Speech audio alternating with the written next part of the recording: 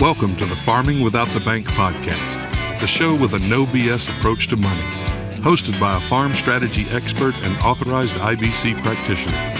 Join us as we get real and expose the flaws of traditional financial institutions in order to help farmers take control of their finances, create peace of mind, grow their wealth, and leave a legacy. Now, here's your host, Mary Jo Ehrman.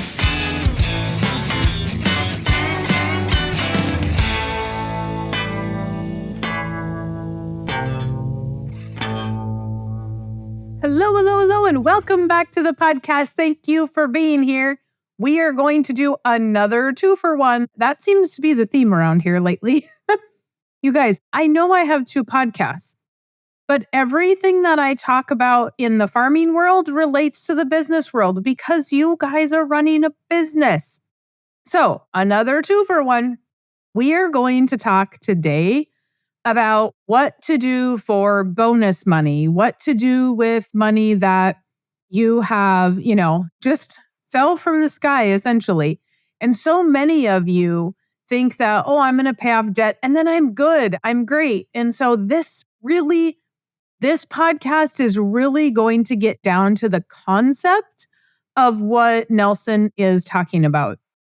And I have found myself in the last couple of weeks really talking about the concept and less about the numbers. And I have seen this repeated a lot in the last couple of weeks. So we're going to talk about it.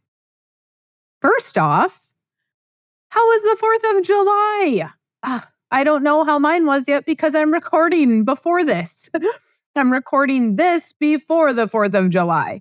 However, I'm assuming it's going to be or include mowing grass and going to the top of the hill and watching fireworks.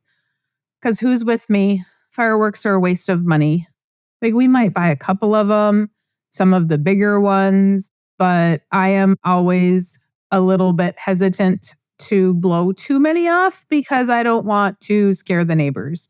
Horses, or I know we had a neighbor in our last home that had PTSD. And he was a veteran. And so we would maybe do a little bit, but we wouldn't do a whole lot.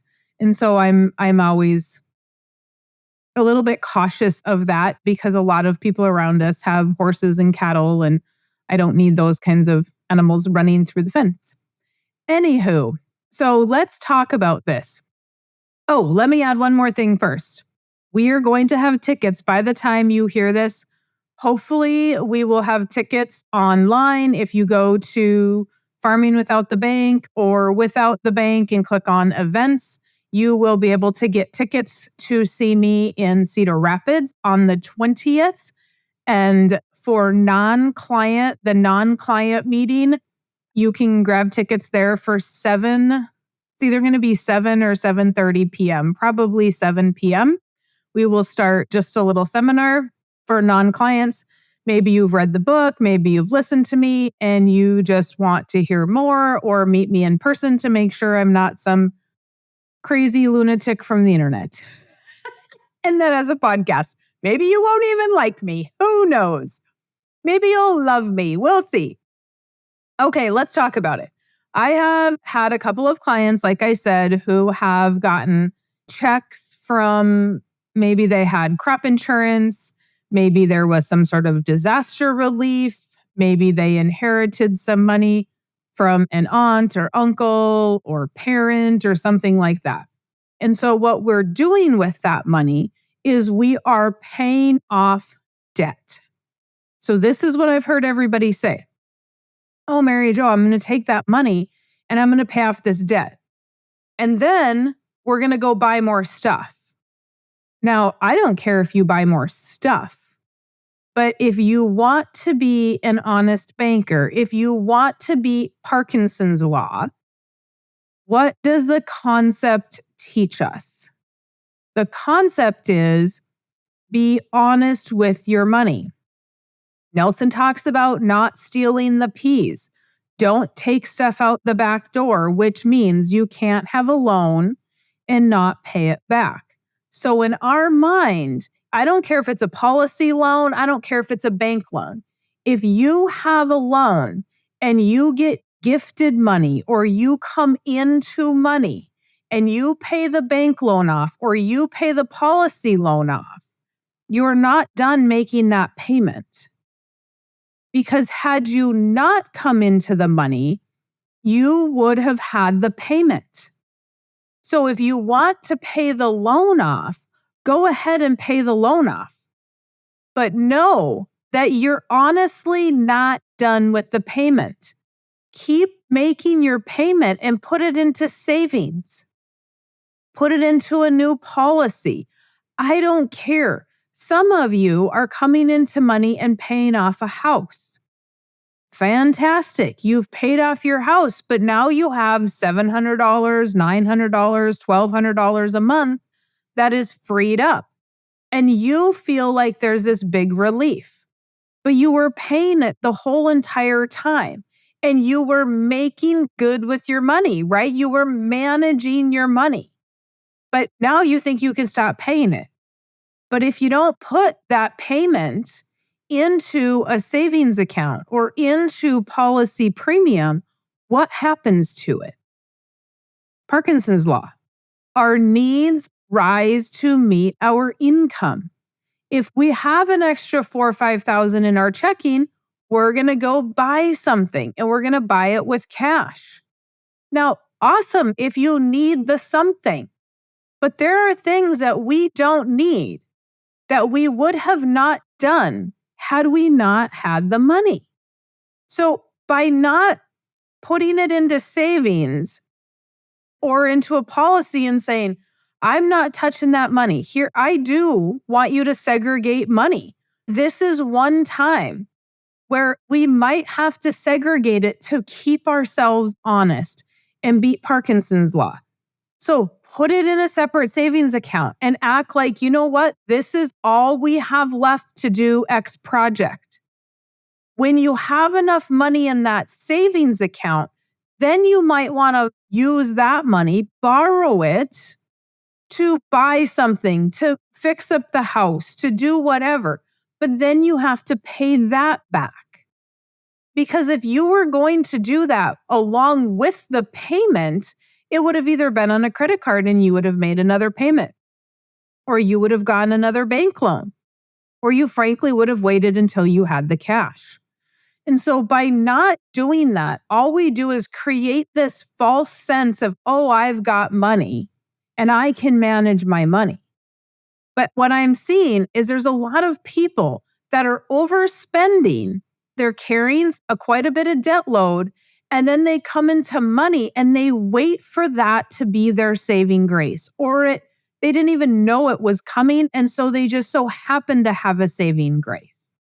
And remember, we talked about this in a couple podcasts back about windfalls and how I am not a fan of waiting for a windfall. Thinking we're going to get a windfall does not keep us honest. All it does is keeps us spending money. And here's the thing. If you say, well, Mary Jo, I don't have enough money to do it. I don't have enough money to make that payment. I was barely making it before, but you were making it. It was uncomfortable, but you were doing it. So if you're going to just be honest, you're not going to cut back on what you're saving either. You're going to save the same amount that you were making in a payment. So many of you get rid of payments and then you say, well, I'm only going to do half because it was pretty tight. That's not being honest. That's not beating Parkinson's law. And remember, Nelson talks about in the book, you will always win amongst your peers if you can beat Parkinson's law. It's not even self-control. It's managing money. And if you can't manage $1, you can't manage $1 million. So many people think, well, if I just had more money, you can't manage the dollar. What's going to make you think you can manage 100,000 or $500,000 or $1 million if you can't manage the dollar? We all started with nothing. Very rarely does anybody get the silver spoon. Some people think that that's a bunch of BS. Very rarely do people get the silver spoon. And so you've had to manage the dollar and then $10, and then maybe 30,000, 50,000, 100,000, whatever. Yes, we continue to buy things, but if we can't save and we can't make the payments we had, then we shouldn't have bought it. And if we were making the payment, then why don't we continue to make the payment? Why don't we continue to be honest, right? It is society telling us that, oh, fantastic, you got a bonus, you inherited some money, you're good, go buy more stuff. You can, after you build up the savings to buy it, after you build up the cash value to buy it, and then create another loan with interest back to yourself. Now, not everybody I explain that to can really get their head around it because they're like, yeah, but I need stuff. I need to do this with the money. We're building our business. We're building our operation. We need to stick it back in. That's okay. I don't care if you save up $100,000 and then you stick it back in, but it's another loan. It's now a $100,000 loan back to the savings account, or another $100,000 loan back to the policy, or a $10,000 loan, or a $1,000 loan. I frankly don't care how much you saved. If you're using it from savings, it's a loan as well. So many people ask me, well, my kid is 16 and 17. Does it pay to start a policy? At 16 and 17, yes, it pays, but it's their cash value. I can't get extra in. And so a lot of times I'm telling people, have that kid use their money in savings and pay it back plus interest to savings, because you're going to teach them something you were not taught. And they're actually going to get it faster because they don't have 30, 40, 50, 60 years of preconceived notions in their head that says, oh, well, there's no point in putting it back into savings. It's just called saving. That's all it is. I call it being an honest banker. It's just saving. Most people do it. If they borrow money or if they take money from savings, they continue to put money in savings because they were putting it there to begin with. That's how they got it. But they don't put it back plus interest. So put it back plus interest. Print out an amortization schedule. They're free online everywhere you go. If you're going to use money to pay off a loan, amortize it out the rest of that time. And somebody said to me the other day, but we didn't know how we were going to pay it back. We didn't know if we were going to have good years to pay it back. So this was great to come into this money. And I said, well, fantastic. Still pay it back. It was hard for this person to understand that. Like, what are you talking about? This was a godsend. We got this extra money. Yes. And if you have a good year, still act like you have that loan. It's just the concept. Nelson wrote the first portion of that book, and he wrote it in the order he did for a reason, even though a lot of people go to the back of the book because they want the numbers. The numbers don't matter. If we don't understand how to be a banker, we become the consumer. And Nelson talks about the characters in play. Who do you want to be? Do you want to own the bank? Do you want to be the banker? Or do you want to be the depositor? Right? You want to be all three. But if you end up over here as the consumer nonstop and you don't ever end up owning the bank, where does that get you? To consumer land, right? It doesn't actually get us anywhere. We have to create the bank. In order to create the bank, we have to understand how to utilize money. And that is what the concept is about, is utilizing money. Yes, he wrote in parables.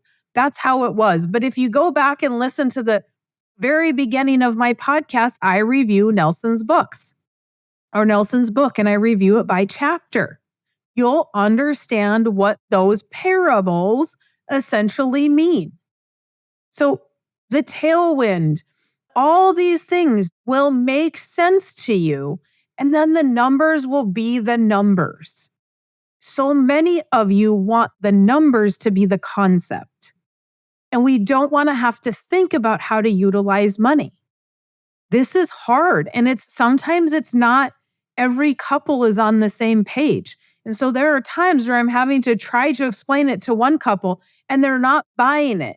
and they're not wanting to be an honest banker. And if they don't want to be an honest banker and they don't want to understand it, and all I hear is, yeah, but it's because you haven't beat Parkinson's law. That individual in that relationship has not beat Parkinson's law. And that is an uphill battle when we are talking about married couples. Because one just wants to spend like crazy, and the other one is trying to become the bank, and there is a clash. And so it's hard.